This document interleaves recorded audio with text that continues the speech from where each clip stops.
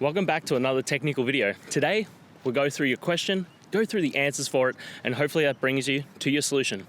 Guys, remember to stay just a little bit crazy to get to that solution just like me. And let's get started.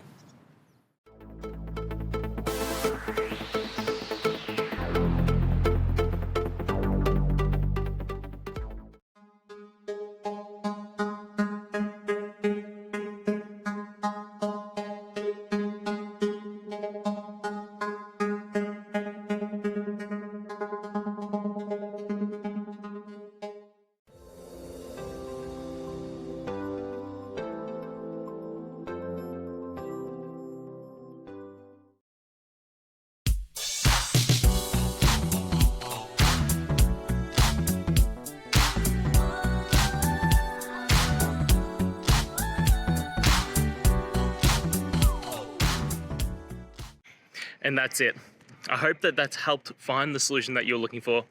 And if it did, please, I'd appreciate it if you hit the subscribe button. Every time you hit it, it really helps.